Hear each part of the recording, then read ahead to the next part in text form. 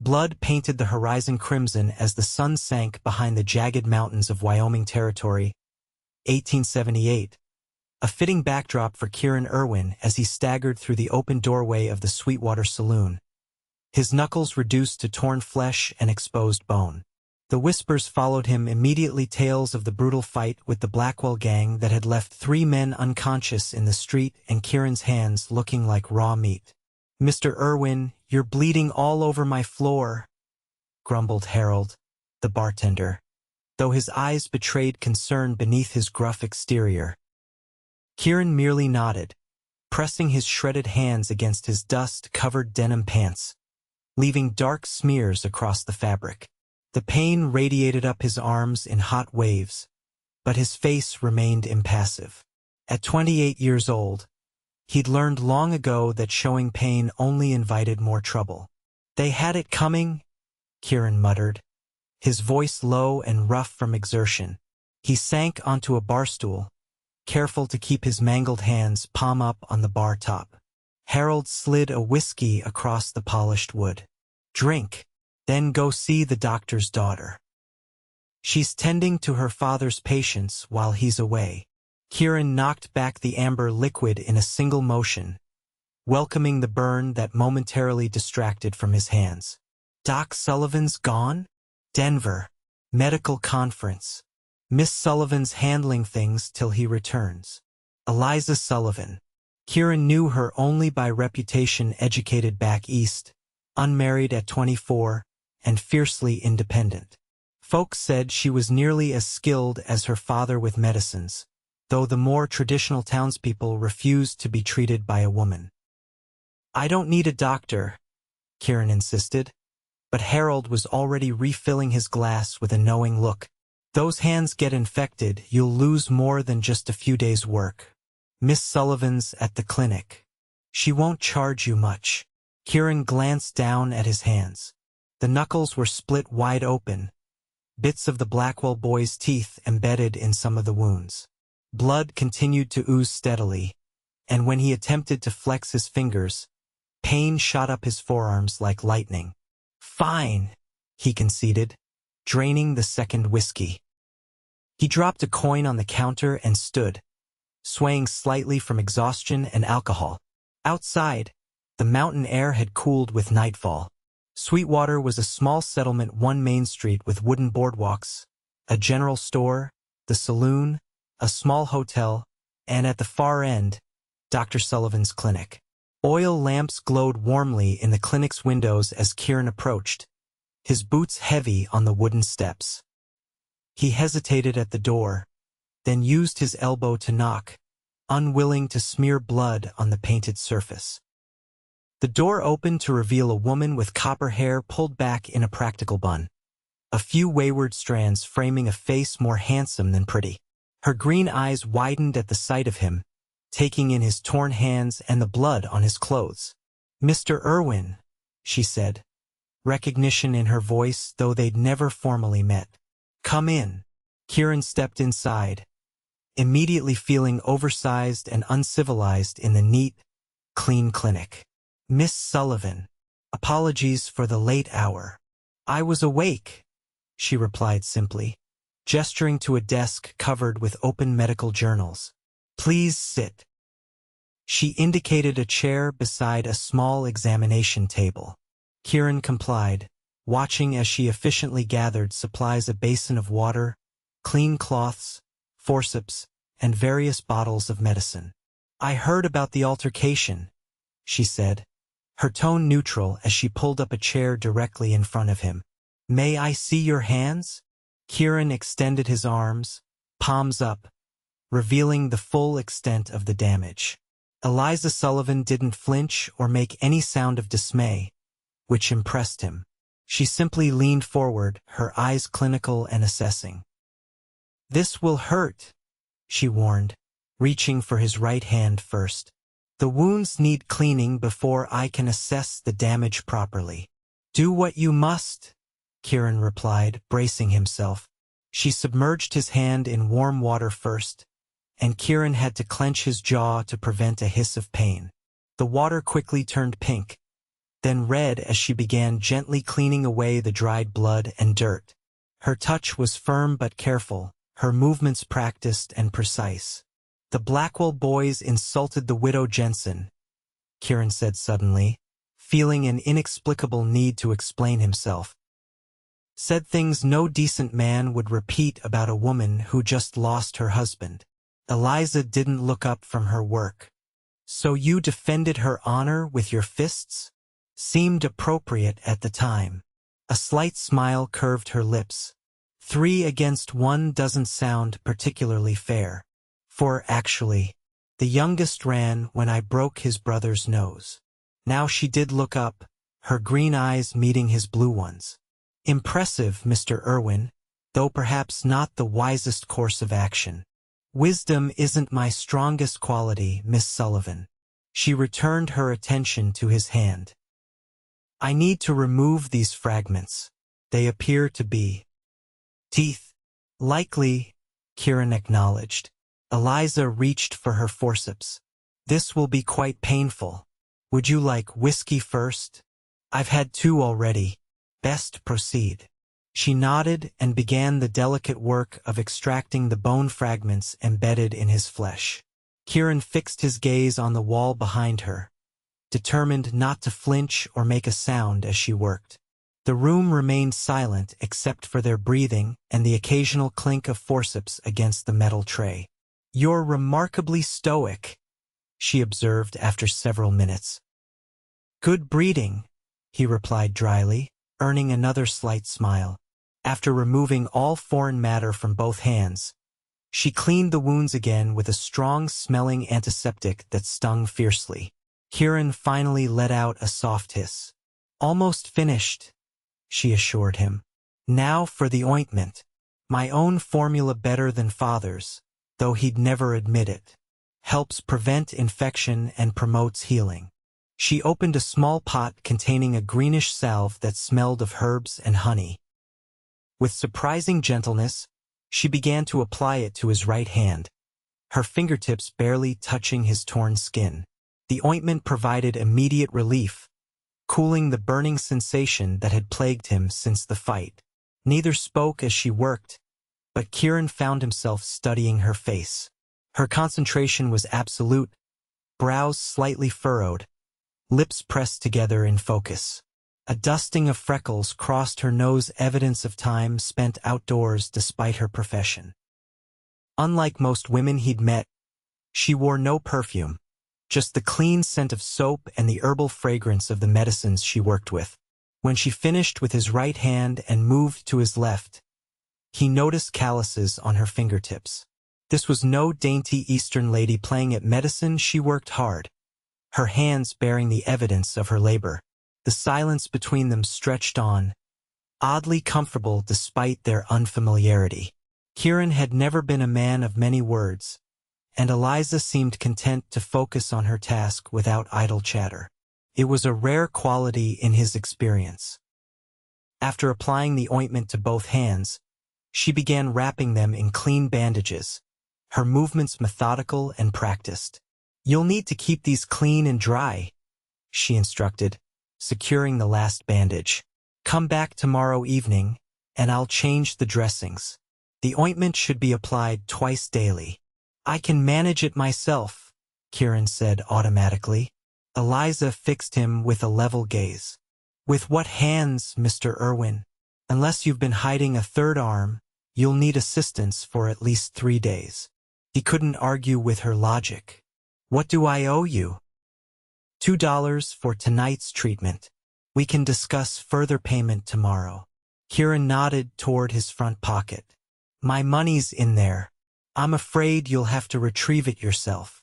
A blush crept across her cheeks, but her expression remained professional as she carefully extracted his money pouch and counted out the required amount.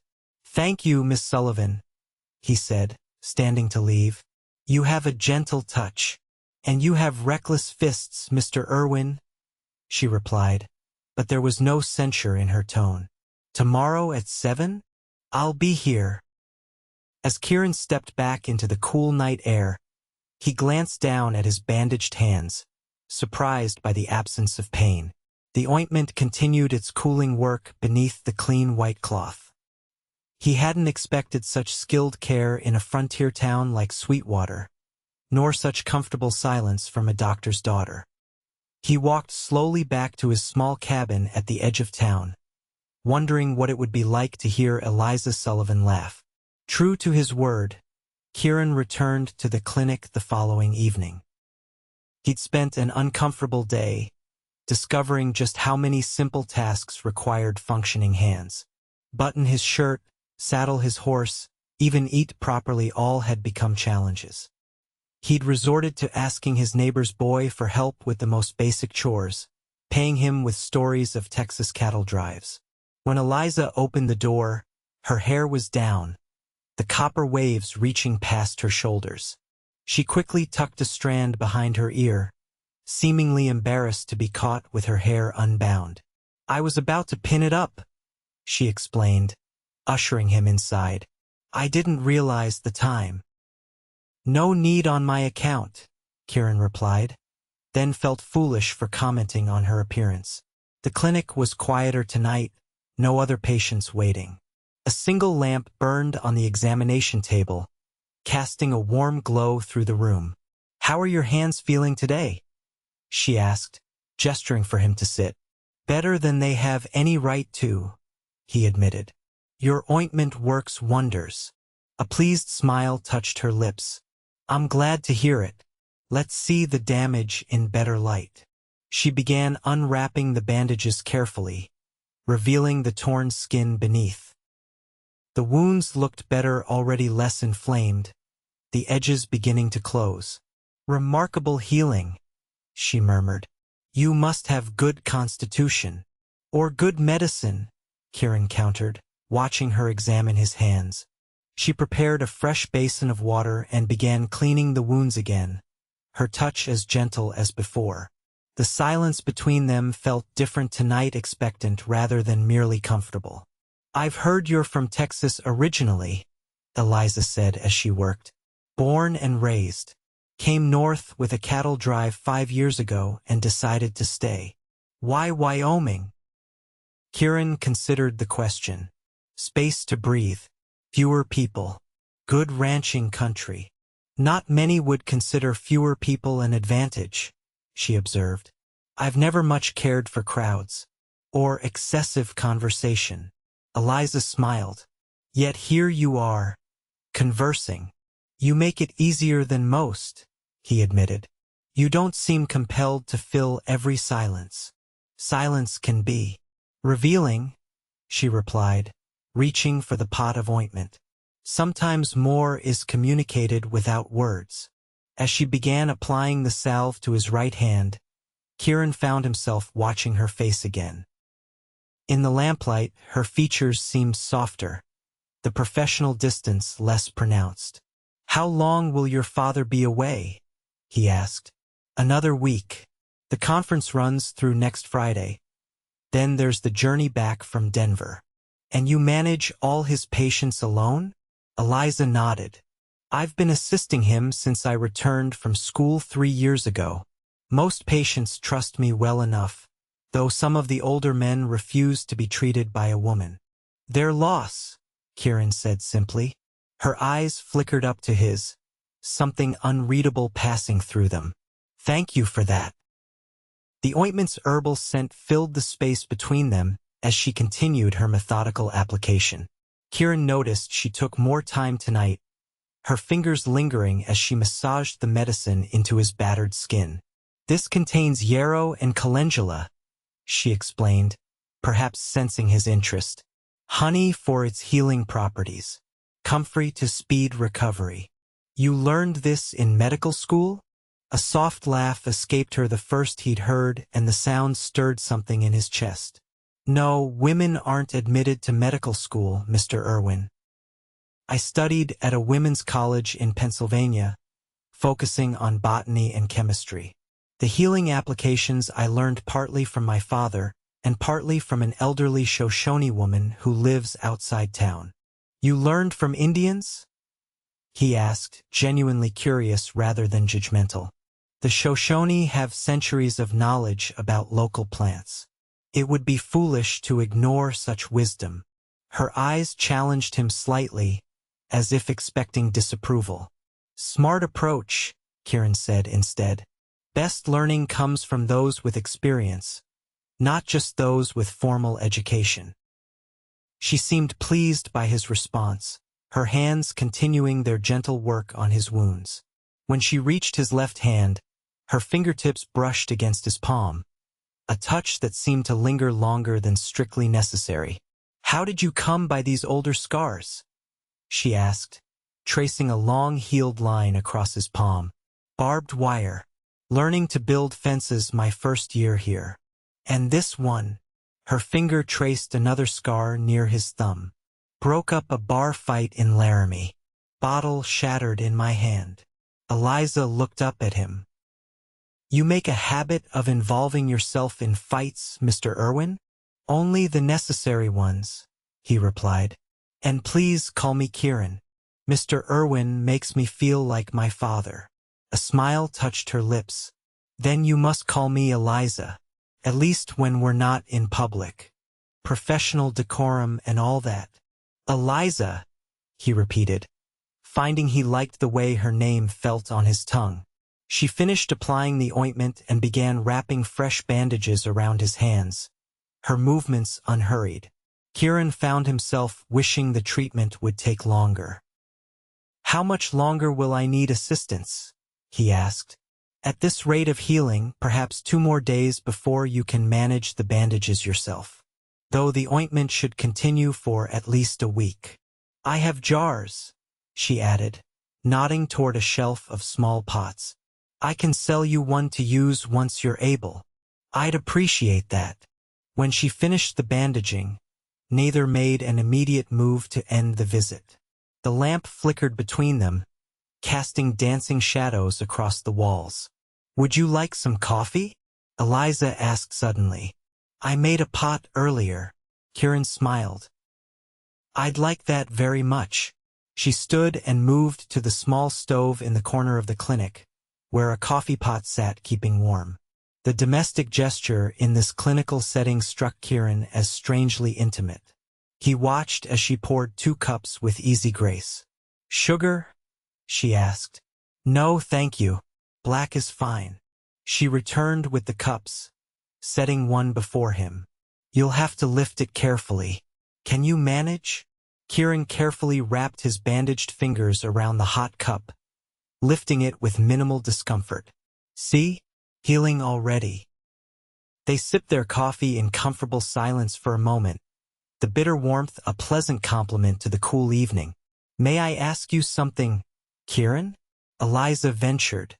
He nodded. "Why did you really defend Mrs. Jensen?" Most men would have ignored the Blackwell brothers' crude remarks. Kieran considered his answer carefully.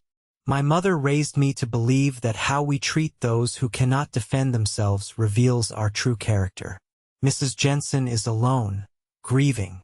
The Blackwells know this, yet they chose to torment her." He paused. "Some wrongs shouldn't go unchallenged." Eliza studied him over her coffee cup, her green eyes thoughtful. "That's a rare perspective in these parts. Most men I meet care only for their own interests."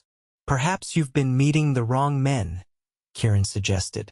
A smile curved her lips. "Perhaps I have." When their coffee cups emptied, Kieran reluctantly stood to leave. "Same time tomorrow?" he asked. "I'll be here," Eliza confirmed, walking him to the door. "Try to keep those bandages clean." "Yes, doctor," he replied with a small smile. Their eyes held for a moment longer than necessary before Kieran stepped into the night, aware that something had shifted between them, something as fragile and promising as his healing skin beneath her careful ministrations. The next day dragged interminably for Kieran. He found himself watching the sun's slow journey across the sky, counting the hours until evening. He'd arranged for the neighbor boy to help with his essential chores again, but spent most of the day restless and unfocused. At 6:30, he washed as best he could with bandaged hands, changed into a clean shirt, another awkward process, and made his way toward the clinic. As he approached, he noticed a crowd gathered outside the general store. Marshal Lewis stood on the boardwalk, addressing several agitated citizens. "What's happening?" Kieran asked a man on the periphery of the group. "Blackwell boys are making threats," the man replied. "Say they're coming for the fella who beat them." "That you?" Kieran nodded grimly. "Better watch yourself. They're saying they'll bring friends from up north." Dangerous bunch. Kieran absorbed this information with outward calm, though inwardly he cursed. He'd hoped the matter was settled with the fight, but clearly the Blackwells weren't the type to accept defeat gracefully. Continuing to the clinic, he found Eliza treating a young boy with a splinted arm. She glanced up as he entered, a smile touching her lips before she returned her attention to her patient. "There you go, Tommy. Keep that arm still for 2 more weeks, and you'll be good as new," she instructed, helping the child down from the examination table.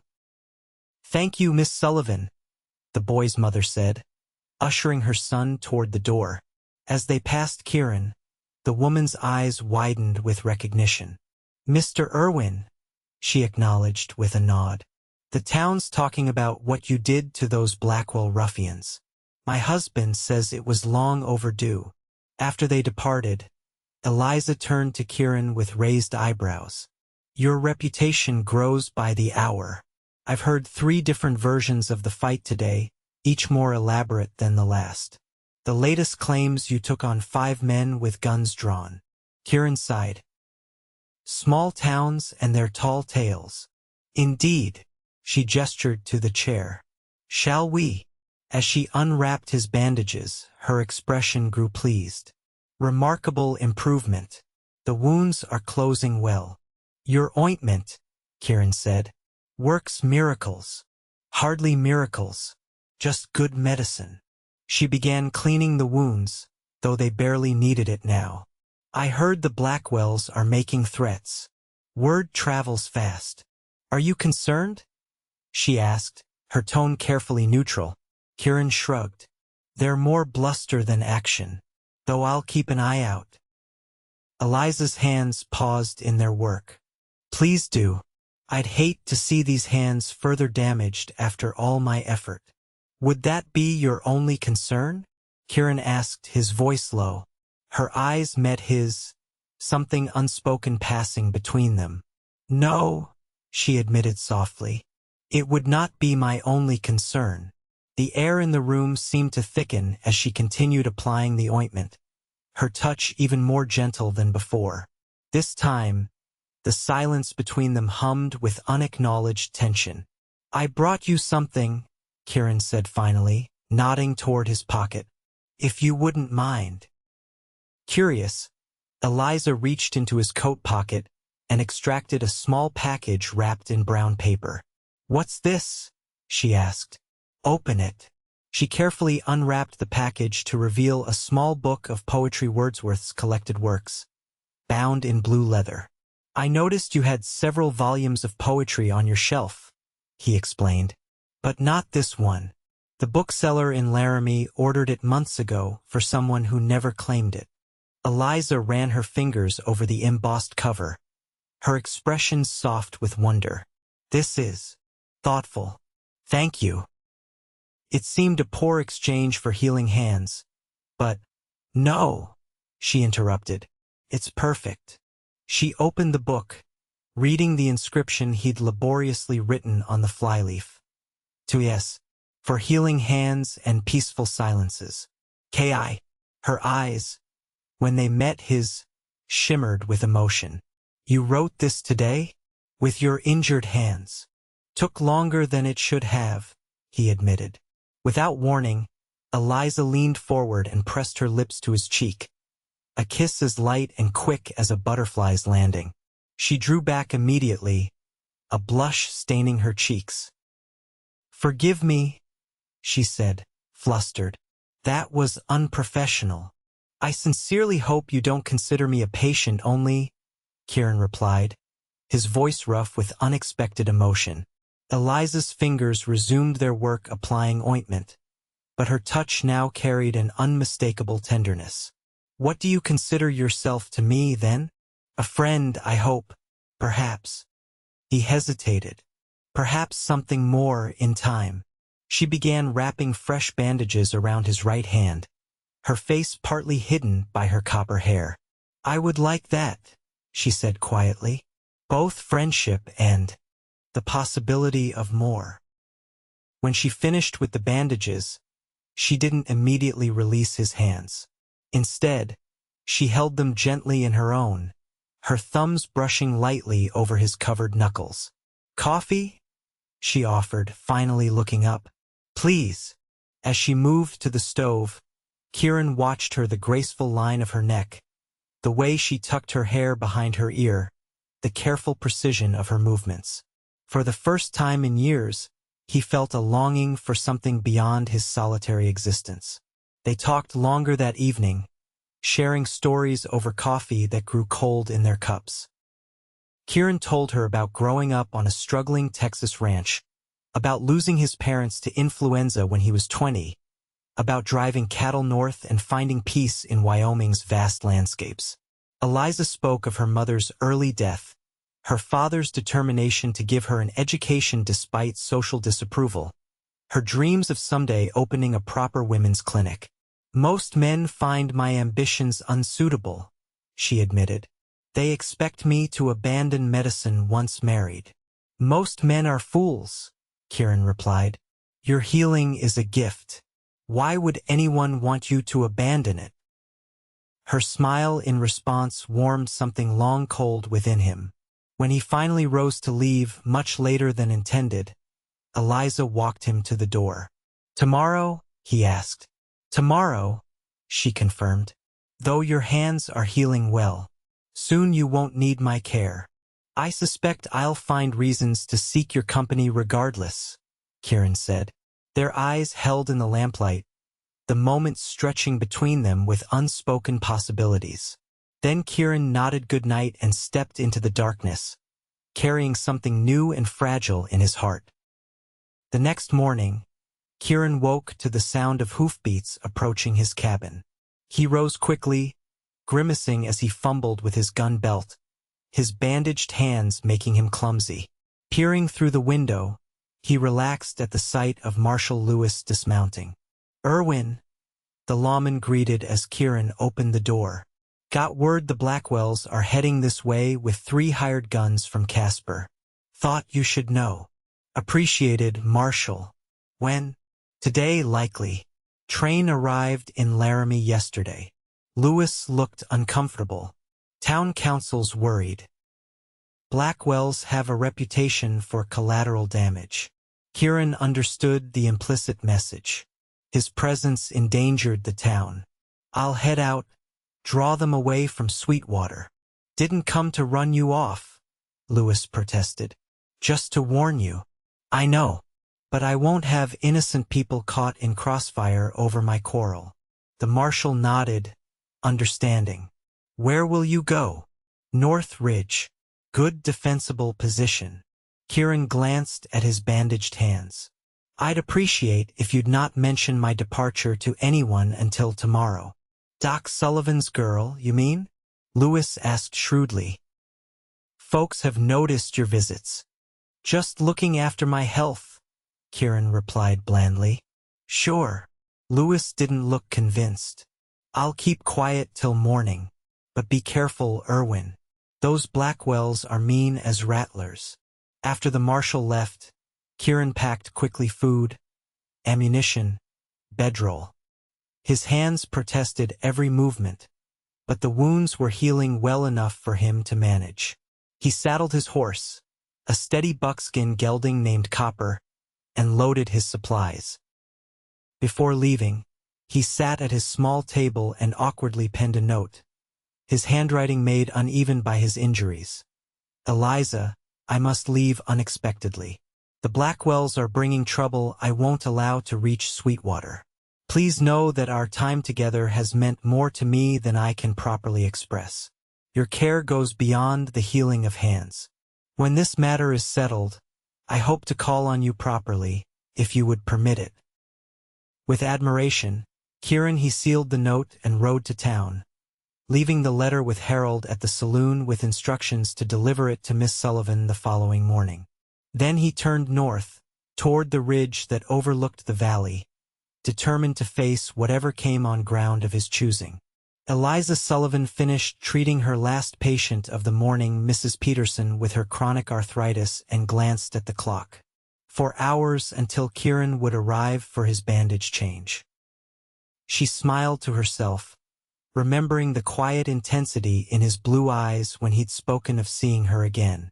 She busied herself organizing supplies, periodically glancing out the window. The town seemed unusually quiet today. Even the general store had fewer patrons than normal. Something about the stillness raised the fine hairs on her neck. When Marshal Lewis entered the clinic mid-afternoon, Eliza knew immediately that something was wrong. The lawman removed his hat, turning it awkwardly in his hands. "Miss Sullivan," he began, "I've come to inform you that we've had word of trouble heading to town. The Blackwell brothers and some hired guns." Eliza felt her stomach tighten. "Does Kieran know?" "I warned him this morning." Lewis looked uncomfortable. "He's gone, Miss Sullivan." "Gone?" The word felt hollow in her mouth. "What do you mean, gone?" "Left town. Said he wouldn't bring trouble to Sweetwater's doorstep. Headed to the North Ridge to face them alone." Eliza gripped the edge of her desk. "And you let him go? With his hands still healing?" "Wasn't my place to stop him," Lewis replied defensively. "He's a grown man making his choice." "A foolish choice," Eliza snapped. She turned away, mind racing. "When did he leave?" "Mid-morning. Asked me not to tell you until tomorrow." "But," Lewis gestured helplessly, "seemed wrong to keep you in the dark when you've been caring for him." Eliza moved decisively to her cabinet, pulling out medical supplies and packing them into her father's leather doctor's bag. "What are you doing?" Lewis asked, alarmed. "Going after him, obviously." "Miss Sullivan, that's not safe. Those Blackwells are dangerous men." "So is Kieran Irwin," she replied calmly, continuing to pack. "And he has injured hands. He needs medical attention. Your father would have my hide if I let you ride out there alone." "My father isn't here," Eliza said firmly. "And I'm not asking permission, Marshal. I'm informing you of my intentions as a courtesy." Lewis blocked the door. "At least wait for a proper escort. I can gather some men. Every moment counts. His wounds could reopen." She fixed the lawman with a determined stare. "Now, are you going to tell me exactly where on the North Ridge he planned to make his stand? Or shall I search the entire area myself?" Recognizing defeat, Lewis sighed. "There's a rock formation about 2 miles up. Overlooks the trail coming from Casper. Natural fortress. He'll be there." "Thank you." Eliza grabbed her medical bag and warm coat. "If I'm not back by tomorrow noon, then you can send your men to look for us." "Miss Sullivan, good day, Marshal." Eliza hurried to the small stable behind the clinic where she kept her mare, a steady sorrel named Penny. As she saddled the horse, her hands trembled slightly. Not from fear, she realized, but from anger. How dare Kieran leave without a word? After the connection they'd shared? The ride north took longer than she'd hoped, the trail growing steeper and more treacherous as she ascended. The afternoon sun cast long shadows across the mountainside as she followed the path Marshal Lewis had described. Finally, she spotted the rock formation ahead, a natural outcropping that provided both shelter and a commanding view of the trail below. Approaching cautiously, Eliza called out, "Kieran?" "It's Eliza Sullivan." Silence greeted her. She dismounted, tethering Penny to a scrub pine, and moved forward on foot. "Kieran Irwin, I know you're here." A shadow detached itself from the rocks above, and Kieran appeared, rifle in his bandaged hands, expression thunderous. "What the hell are you doing here?" he demanded, lowering the weapon. "Are you trying to get yourself killed?" "I could ask you the same question," Eliza retorted, striding toward him. "Leaving town with injuries, planning to face armed men alone, is that your idea of intelligence?" Kieran's jaw tightened. "Lewis wasn't supposed to tell you until tomorrow. Thank goodness he has more sense than you." She thrust her medical bag at him. "Your bandages need changing." "Eliza." His voice softened slightly. "You need to go back to town. The Blackwells could arrive any time. Then we'd better be quick about your treatment, hadn't we?" She pushed past him toward the sheltered area behind the rocks. "Is this your camp? Good. Sit down and give me your hands." For a moment, Kieran looked as if he might argue further, but then his shoulders slumped slightly in resignation. He followed her to the small camp he'd established, bedroll laid out, small fire carefully placed to minimize visible smoke. "You're the most stubborn woman I've ever met," he muttered, sitting on a flat rock and extending his hands. "A necessary quality in medicine," Eliza replied, kneeling before him and opening her bag. "Patients rarely know what's best for them." As she unwrapped the bandages, she noted with dismay that several wounds had indeed reopened, likely from his handling of the rifle. Fresh blood stained the white cloth. "Just as I feared," she chided. "You've undone my good work." Kieran had the grace to look somewhat abashed. "I left you a letter," he offered. "How thoughtful," Eliza said sarcastically. "I'm sure it would have been a great comfort to read it after finding your body full of Blackwell bullets." "I had no intention of dying," he protested. "Few do," she replied tersely, cleaning his reopened wounds with more force than strictly necessary. Kieran winced. "I was protecting you, protecting the town." "By martyring yourself?"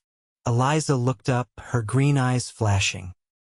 "Did it not occur to you that others might want to say in that decision? That I might—" She broke off, returning her attention to his hands. "That you might what?" Kieran asked softly. Eliza didn't answer immediately, focusing on applying fresh ointment to his wounds. The familiar herbal scent rose between them, at odds with the tension in the air. "That I might care what happens to you," she finally said, her voice barely above a whisper. "That these past few nights might have meant something to me as well." Kieran's expression softened. "Eliza, don't," she interrupted. "Don't say something simply because I've put you in an uncomfortable position. I shouldn't have spoken so plainly." "When have I ever been uncomfortable with plain speaking?" he asked. "Or with silence, for that matter?" Their eyes met, and the mountain air seemed to still around them. "I left to protect you," Kieran said. "The thought of the Blackwells bringing their vendetta to your doorstep." He shook his head. "I couldn't bear it." "So you made a unilateral decision," Eliza replied, beginning to wrap fresh bandages around his hands. "Without consulting me. Without giving me the chance to help you. What help could you possibly offer against armed men?" She tied off the bandage with a firm tug. "I'm more than just a healer, Kieran. My father taught me to shoot when I was 12. I grew up in frontier towns. And," she added, reaching into her coat pocket, "I brought this." She withdrew a small silver derringer. Kieran stared at the weapon, then at her face. "You came armed." "Of course. I'm not a fool." She tucked the gun away again. "I also brought extra ammunition for your rifle, food, and fresh coffee. Because, unlike some people, I believe in proper preparation." A reluctant smile tugged at Kieran's lips. "You're something else entirely, Eliza Sullivan." "Yes, well." She packed away her medical supplies. "Now that I'm here, you might as well accept my assistance.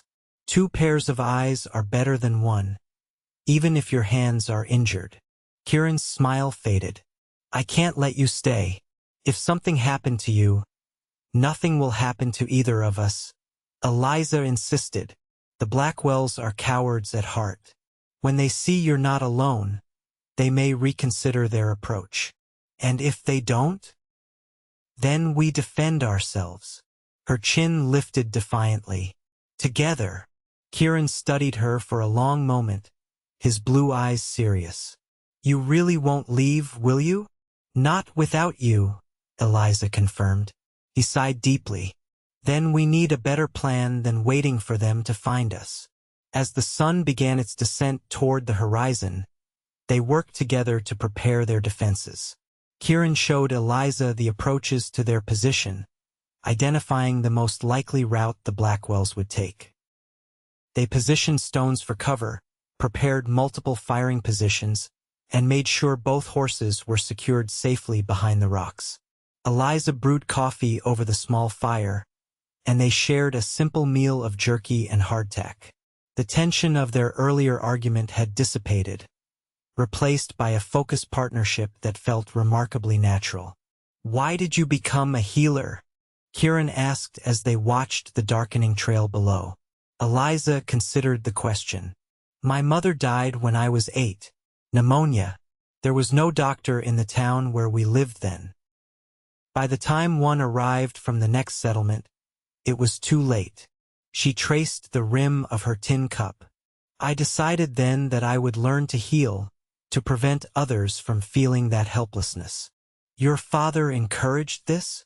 Once he realized I was serious, yes.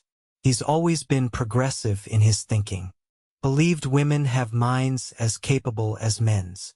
Kieran nodded. He raised a daughter who proves that theory correct. As night fell fully, they extinguished the fire and took turns watching the trail, though both remained awake, speaking quietly in the darkness. What will you do after this? Eliza asked. Once the Blackwell matter is resolved, return to my cabin. Continue breaking horses for the Monroe Ranch. Kieran paused. And call on you properly, as I mentioned in my letter. Even in the darkness, he could sense her smile. I would welcome that. Would you? His voice grew serious. Most women find my quiet nature disconcerting. I'm not one for social gatherings or town dances. I've noticed, Eliza replied dryly. Fortunately, I find your silence more compelling than most men's chatter. Kieran shifted closer to her on the rock where they sat. And I find your company more peaceful than my solitude, which is saying something, as I value my solitude highly. Their shoulders touched, a point of warmth in the cool night air. Neither moved away. I've been alone a long time, Kieran said softly. By choice. Until I met you, I didn't question that choice. Eliza's hand found his in the darkness, careful of his bandages. And now I wonder what it might be like to share my silence with someone who understands its value. Her fingers tightened around his. I'd like to find out. The moment stretched between them, intimate and promising. Then Kieran stiffened, his attention snapping to the trail below. Riders, he whispered, reaching for his rifle. Eliza peered into the darkness. In the faint moonlight, she could just make out several figures on horseback moving slowly up the trail. 5 of them, Kieran murmured. More than I expected. Eliza retrieved her derringer. What's the plan? I'll call out, let them know I'm here. With luck, they'll realize this position is too well defended and turn back. And if they don't? Kieran's expression hardened. Then we give them one chance to leave. After that, we defend ourselves. He moved to a better vantage point, Eliza following closely. When the riders reached a bend in the trail about 50 yards below their position, Kieran called out, That's far enough, Blackwell. The riders halted abruptly. Irwin? A voice called back. That you up there? It is. I'm giving you one chance to turn around and forget this foolishness. There's been enough fighting. Harsh laughter drifted up from the group. You broke my brother's jaw and my nose. We ain't forgetting nothing. Your brother insulted a grieving widow, Kieran replied evenly. He got what he deserved. Leave now, and we can all live to see tomorrow. We. The voice sounded suddenly wary. Who's up there with you? Kieran hesitated, but Eliza spoke up. This is Eliza Sullivan. I suggest you listen to Mr. Irwin. Marshal Lewis knows exactly where we are and who came looking for trouble. A murmur ran through the group below. Even in the darkness, Eliza could sense their uncertainty. The doctor's daughter? Someone asked. Yes, she confirmed. And I've treated enough gunshot wounds to know nobody wins in a situation like this. Another murmur, then the leader spoke again. You're bluffing. Ain't no woman up there. Irwin's alone. I assure you, I am very much present, Eliza called firmly, and armed. To prove her point, she aimed her derringer at a tree branch near the riders and fired. The crack of the shot echoed across the hillside, and the branch splintered, falling near the horses, who sidled nervously. Jesus! One of the men exclaimed. Next shot won't be a warning, Kieran added, his rifle steady despite his bandaged hands. Make your choice, Blackwell. A tense silence followed. Eliza held her breath, acutely aware of Kieran beside her, his body coiled with readiness. Finally, the leader spoke. This ain't over, Irwin. It can be, Kieran replied. Here and now. Your choice. Another long moment passed. Then, with much cursing and muttered threats, the riders slowly turned their horses and began descending the trail. They're leaving, Eliza whispered, hardly daring to believe it. For now, Kieran cautioned. Stay alert. They might circle around. They maintained their vigil for another hour, but no further sounds came from the trail. Eventually, Kieran relaxed slightly. I think they've truly gone, he said. Your presence confused them. They didn't expect to face a woman, especially the doctor's daughter. Sometimes expectations are useful weapons, Eliza replied, holstering her derringer. Though I meant what I said, I would have shot if necessary. Kieran looked at her with newfound respect. I believe you would have. They returned to their small camp, the adrenaline of the confrontation slowly fading. Without discussion, they sat close together, shoulders touching. Thank you, Kieran said finally, for coming, for staying. I was wrong to leave without speaking to you. Yes, you were, Eliza agreed, though I understand your intention was protective. Still, it was poorly done.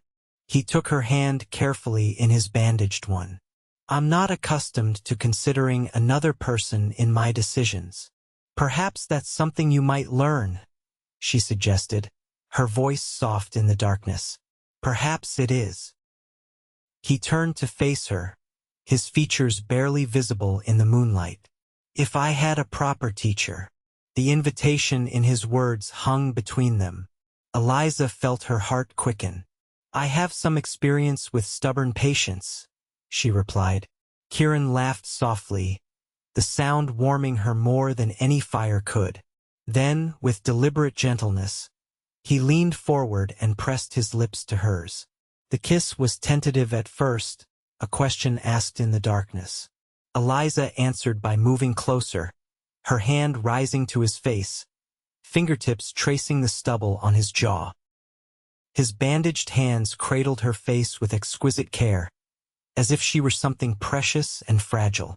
When they finally parted, both were breathing unevenly. Kieran rested his forehead against hers, his eyes closed. I've wanted to do that since you first put ointment on my hands, he confessed. I've wanted you to, Eliza admitted, though I'd never have been forward enough to say so. No, he teased. The woman who rode alone into potential danger? Who faced down armed men without flinching? I find that hard to believe. She laughed softly. Bravery in medicine and gunfights is one thing. Matters of the heart are quite another. True enough. He kissed her again, briefly but with unmistakable promise. We should try to rest. I'll take first watch. Wake me in 3 hours, Eliza instructed. Your hands need rest to heal properly. They arranged the bedroll near their lookout position, and Eliza lay down while Kieran sat vigilant, rifle across his knees. Despite the hard ground and tense circumstances, she found herself drifting towards sleep, comforted by his solid presence nearby. Eliza, Kieran said softly, just as sleep was about to claim her. When we return to town, I'd like to court you properly. If you're amenable. She smiled in the darkness. I'm amenable, Kieran Irwin. Most definitely amenable. Morning dawned clear and cold, the rising sun painting the mountains gold and crimson. They'd passed the night without incident, each taking a turn at watch while the other rested. As Eliza prepared coffee over a small renewed fire, Kieran scouted the trail below. No sign of them, he reported, returning to accept the cup she offered. I think they've truly gone back to Casper. Will they return? Eliza asked. Kieran considered. Possibly, but not soon and not without rethinking their approach. The Blackwells are bullies, not strategists. They prefer easy targets. And you're not an easy target, Eliza observed. Especially not with a sharp-shooting doctor's daughter at my side. He replied with a smile. They shared a simple breakfast, then packed their supplies. The ride back to Sweetwater would take most of the morning, and both were eager to return before the town sent out a search party. Before mounting their horses, Kieran drew Eliza into his arms. Despite his bandaged hands, his embrace was secure and warm. Thank you, he said simply. For the medical attention? She asked, though she knew that wasn't his meaning. For caring enough to follow. For reminding me that solitude isn't always the answer. He kissed her softly. For understanding both my words and my silences. Eliza rested her head against his chest, listening to the steady beat of his heart. We should go, she said reluctantly. But this conversation isn't over. No, he agreed. I believe it's just beginning. Their return to Sweetwater caused quite a stir. Marshal Lewis met them at the edge of town, relief evident on his weathered face. Miss Sullivan, Mr. Irwin, I was about to send men looking for you both. As you can see, we're fine, Eliza assured him. The Blackwells decided against confrontation. Lewis eyed them shrewdly, noting their easy proximity to one another. Glad to hear it. Town's been worried especially about you, Miss Sullivan. I was in excellent hands, she replied, sharing a private smile with Kieran. News of their night on the ridge spread quickly through Sweetwater. By evening, the story had grown to include a full-scale gun battle, with Eliza single-handedly driving off a dozen outlaws. She corrected these exaggerations patiently at the clinic, where she changed Kieran's bandages one final time. Your hands have healed remarkably well, she noted, applying the ointment with her customary gentleness. Another day or two and you won't need bandages at all. A testament to your skill, Kieran replied, though I find myself reluctant to lose the excuse for your touch. Eliza blushed prettily. You don't need an excuse anymore, Kieran. His eyes darkened at her words. No, I suppose I don't. When she finished the bandaging, he didn't immediately rise to leave. Instead, he produced a small envelope from his pocket. What's this? Eliza asked, accepting it. Open it. Inside was a ticket for the upcoming town social, a rare formal gathering held quarterly in Sweetwater. I know you mentioned I'm not one for social gatherings, Kieran said, a touch of uncertainty in his voice. But I thought perhaps, for you, I could make an exception. Eliza looked from the ticket to his face, touched by the gesture. You bought this today? He nodded. After speaking with your father. My father? She repeated, startled. He's returned. Train arrived this afternoon. I went to introduce myself properly and request permission to court his daughter. And what did he say? Eliza asked, heart racing. Kieran's eyes crinkled with amusement. He said any man you chose would be fortunate indeed, and that he's been hoping someone worthy would capture your interest. He did not, she protested, laughing. Not in those exact words, Kieran admitted. There was also a lengthy interrogation about my intentions and character, and a thinly veiled threat about what would happen if I ever caused you pain. That sounds more like father. Kieran took her hands in his bandaged ones. I would be honored if you would accompany me to the social, Eliza. Even though you hate crowds and dancing and small talk? She teased. Even so, for you, I'll endure much worse than an evening of dancing. Eliza's heart swelled with affection. Then I accept with pleasure. The night of the social arrived clear and cool, stars glittering above Sweetwater like scattered diamonds. The town hall had been transformed with lanterns and bunting, and nearly every resident had turned out in their finest attire. Kieran arrived at the Sullivan home precisely at 7, wearing a freshly pressed shirt and dark suit that emphasized his broad shoulders. His hands, now fully healed thanks to Eliza's care, held a bouquet of wildflowers. Dr. Sullivan answered the door, his expression a mixture of approval and paternal wariness. Mr. Irwin, right on time. Sir, Kieran nodded respectfully. Are the ladies ready? My daughter will be down shortly. Come in. Kieran had just handed over the flowers when Eliza appeared at the top of the stairs. She wore a dress of deep green silk that complemented her copper hair, which had been arranged in an elegant twist with a few soft curls framing her face. The sight of her stole Kieran's breath. As she descended the stairs, his usual composure faltered, leaving him momentarily speechless. You look beautiful, he finally managed, taking her gloved hand in his. Thank you, Eliza replied, a becoming blush coloring her cheeks. You're quite handsome yourself. Dr. Sullivan cleared his throat pointedly. I'll accompany Mrs. Peterson to the social and meet you both there, he said. I trust you'll escort my daughter with all propriety, Mr. Irwin. Yes, sir. Absolutely. After her father departed, Eliza slipped her arm through Kieran's. He likes you, you know. He's just being protective. As he should be, Kieran replied, leading her toward the door. You're a treasure worth guarding. The walk to the town hall took only minutes, but to Kieran, it felt like a significant journey, the first public acknowledgement of their courtship.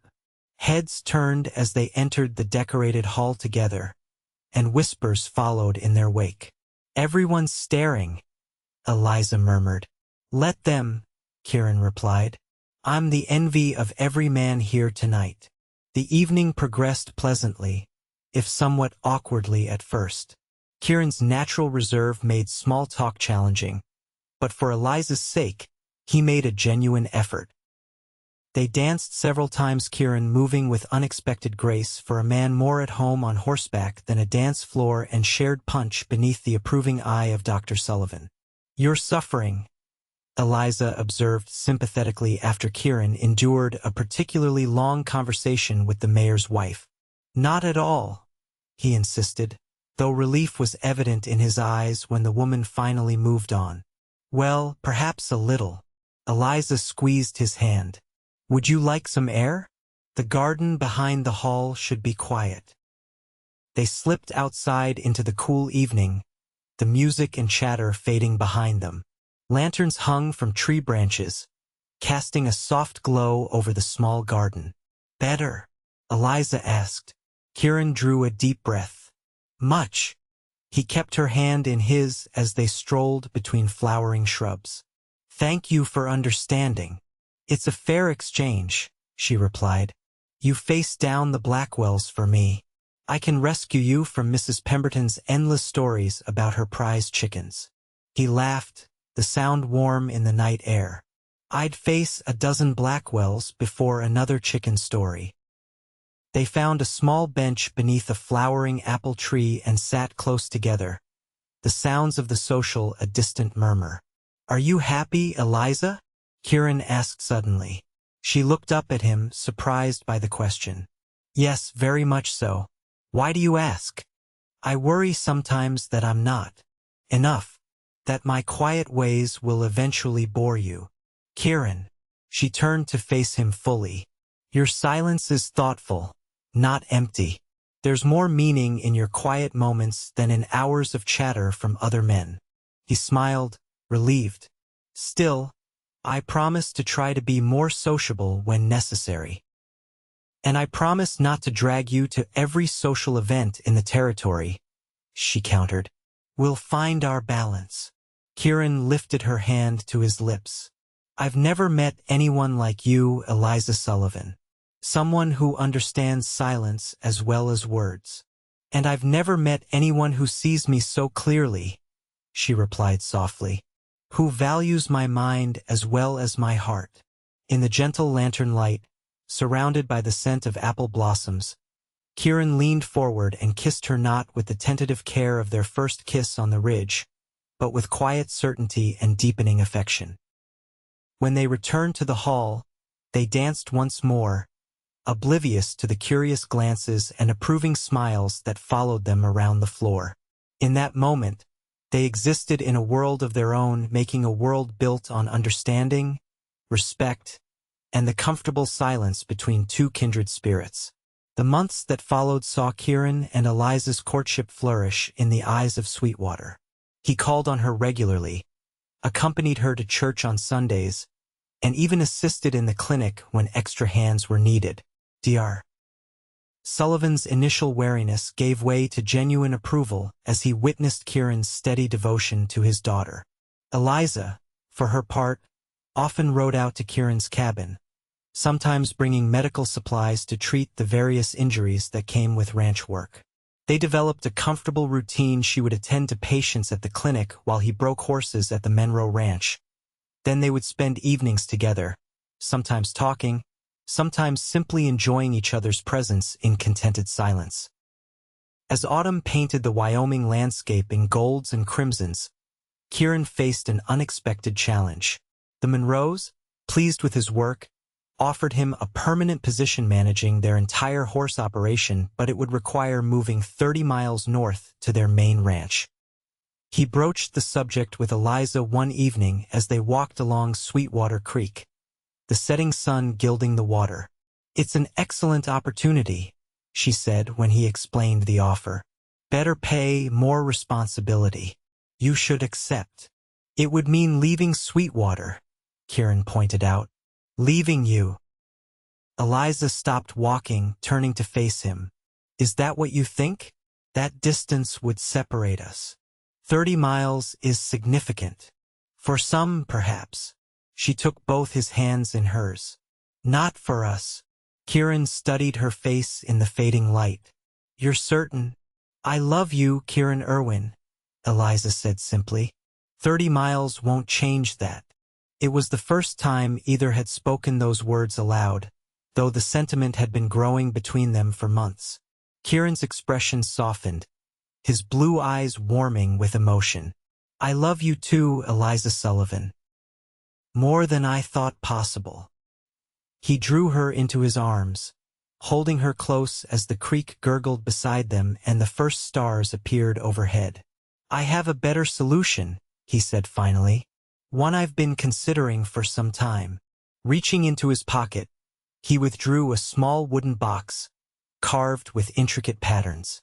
Eliza's breath caught as he opened it, revealing a delicate gold ring set with a single pearl. "This was my mother's," Kieran explained, his voice low with emotion. "She made me promise to give it only to a woman who truly understood me, both my words and my silences." He went down on one knee before her, the ring glinting in the last light of day. "Eliza Sullivan, from the moment you tended my torn hands with such gentle care, you've been healing parts of me I didn't know were wounded." Will you do me the extraordinary honor of becoming my wife? Tears welled in Eliza's green eyes. Yes, she whispered. Yes, with all my heart. As he slipped the ring onto her finger, Kieran felt a sense of rightness, of coming home. This woman who had followed him to a dangerous ridge, who valued his quiet nature, who healed with both medicine and understanding, was to be his partner in life. Their wedding took place in December, with snow dusting Sweetwater like powdered sugar. The small church overflowed with well-wishers, including Marshall Lewis, who claimed credit for their romance due to his timely warning about the Blackwells, and even Mrs. Peterson, who gifted them one of her prized chickens. Dr. Sullivan walked his daughter down the aisle with tears in his eyes, placing her hand in Kieran's with a mixture of pride and wistfulness. The bride wore a gown of ivory silk, her copper hair adorned with sprigs of holly and white ribbons. The groom, solemn and handsome in his dark suit, visibly fought emotion as she approached. Their vows were simple but heartfelt, exchanged in clear voices that carried through the hushed church. When the minister pronounced them husband and wife, Kieran kissed his bride with tender reverence, his hands once torn and bloody now gently cradling her face. The celebration afterward was joyous, with music and dancing continuing well into the night. But the most meaningful moment for both came later, when they finally found themselves alone in the small house Kieran had built at the edge of the Monroe property, close enough to Sweetwater for Eliza to continue her medical work, yet near enough to the ranch for Kieran's new responsibilities. As they stood together before the hearth fire, married at last, Eliza traced the faded scars on Kieran's hands. "Remember the first time I applied ointment to these wounds?" she asked softly. "I'll never forget it," he replied. "The gentleness of your touch, the comfortable silence between us, the way you saw past my gruff exterior. I knew then that you were different," Eliza admitted, "that there was something special in your quiet strength." Kieran brought her hands to his lips, kissing each finger. "And I knew you were extraordinary, a healer in every sense of the word." As the fire crackled and snow fell softly outside, they embraced in the golden light, two souls who had found in each other exactly what they needed: understanding, acceptance, and the perfect balance of words and silence that creates a true partnership. In the years that followed, their love only deepened. Kieran's horse breeding program flourished under his careful management, while Eliza established a women's clinic in Sweetwater that drew patients from across the territory. They faced challenges together: harsh winters, economic hardships, the occasional return of troublemakers like the Blackwells, but always as a united front, drawing strength from each other. Their first child, a daughter with her mother's copper hair and her father's blue eyes, arrived on a spring morning in 1880, followed 2 years later by a son who inherited Kieran's quiet nature and Eliza's healing hands. The family thrived in their home between town and ranch, creating a life built on mutual respect and enduring love. On their 10th wedding anniversary, Kieran gifted Eliza a leather-bound journal. On the first page he had written, "For my beloved wife, who taught me that true healing comes not just from medicine, but from being truly seen and understood. Thank you for tending both my torn hands and my solitary heart. In silence and in words, I love you more each day." Eliza, in turn, presented him with a new pot of ointment made from the same recipe as that first batch she had applied to his wounded hands all those years ago. "For emergencies," she explained with a smile. "Though I hope we have fewer dramatic incidents in our second decade together." "With you by my side," Kieran replied, drawing her close, "I can face whatever comes in silence or in battle." And as they stood together watching their children play in the yard of the home they had built, both knew with absolute certainty that the greatest healing of all had come not from medicines or ointments, but from the profound understanding they had found in each other's hearts.